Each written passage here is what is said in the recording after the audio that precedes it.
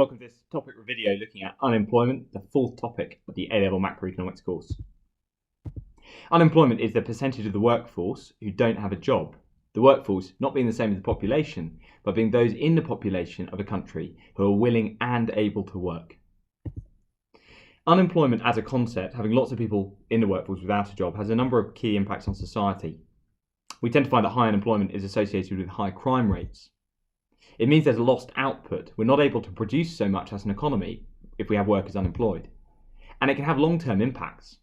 If workers are unemployed for a long time, they may lose their skills. It's called hysteresis, resulting in a lower long-run aggregate supply curve.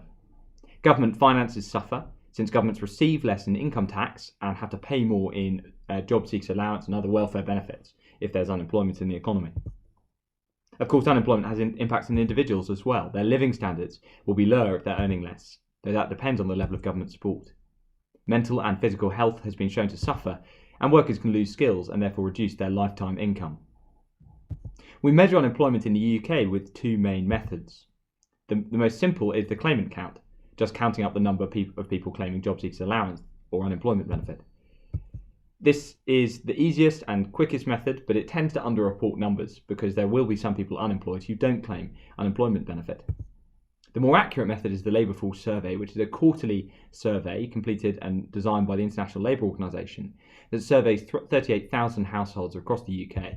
It is more accurate, but it's much less frequent, and so this has its own disadvantages as well. Four key causes of unemployment and then a bunch of different terms that help us link them together. Frictional unemployment is the unemployment that exists when workers transition between jobs.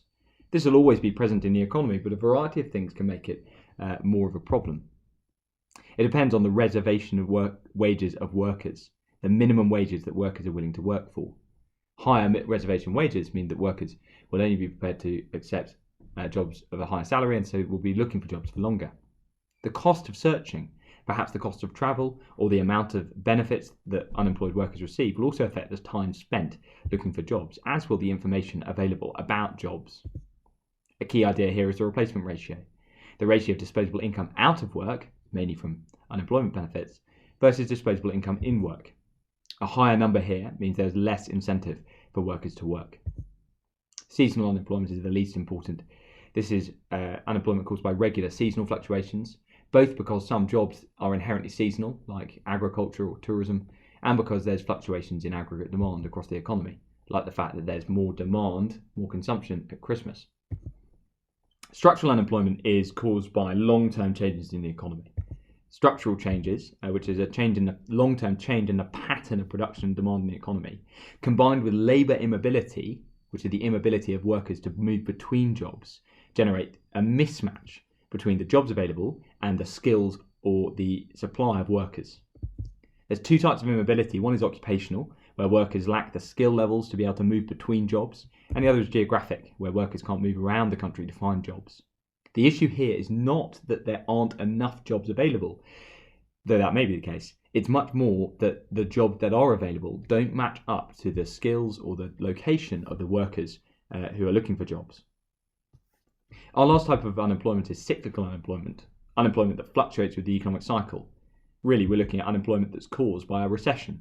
There's a lack of demand for labour, and so that's going to be caused by negative demand or supply side shocks. Unemployment gets a little bit more complex when we try and categorise some of these ideas. There's a few key terms we need to know. Involuntary unemployment is unemployment that's caused by conditions outside workers' control. They don't have a choice in the matter, like a recession. Whereas voluntary unemployment is unemployment that is caused by worker choice. It might be a sensible choice, but it is their choice, such as waiting for a higher wage or not retraining for a new job. Demand-side unemployment is caused by a lack of demand, like in a recession, while supply-side unemployment is caused by problems with the supply of labour, the workers themselves. Disequilibrium unemployment exists when the labour market is out of equilibrium. So there are workers who are willing and able to work at the market wage, but can't find a job at that wage. While equilibrium unemployment exists when the labour market is in equilibrium. Everybody who wants to work at the market wage can find a job at that wage, that average wage, but there are some people who are still looking. Now let's apply these key terms to our four types of unemployment.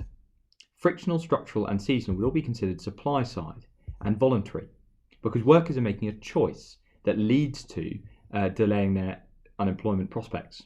So in frictional unemployment, workers are choosing to search for a better job, and in structural unemployment, workers are choosing not to move or not to retrain, even though that choice may be sensible. We also call it equilibrium unemployment for reasons that we'll go into in just a moment. Cyclical unemployment, on the contrary, is demand side, involuntary, and disequilibrium. There's a recession or something similar causing a lack of demand for labour, so there just aren't enough jobs available. Disequilibrium unemployment we also call real wage unemployment. Imagine a labour market, demand and supply of labour. When there's a recession, the demand for labour falls. Now that doesn't cause a problem. There's fewer jobs available, but there's not unemployment in this market, provided that the wage falls as well. The problem is the wage may stay at the original wage, and if that's the case, then there ends up being excess supply of labour from L3 to L1. This excess supply of labour is unemployment. It's caused by real wages being too high. So cyclical unemployment is real wage unemployment. Demand for labour falls, wages don't adjust downwards. There's a few reasons why wages may fail to adjust, partially due to market imperfections that stop wages adjusting downwards, things like minimum wages, trade unions, and the presence of unemployment benefits, which provide us a floor below which wages can't fall because otherwise nobody would work. Efficiency wage hypothesis is the idea that firms sometimes offer higher wages than the market wage in order to attract the best workers and limit wage turnover. And John Maynard Keynes also pointed to wage contracts, the idea that wages are often determined on only an annual basis, so it takes a really long time for wages to adjust if there is a recession. And as a result, wages can stay high, we get disequilibrium, real wage unemployment. The natural rate of unemployment, though, is also known as equilibrium unemployment. This is caused by the difference between the number of people in the labour force in general and the supply of labour.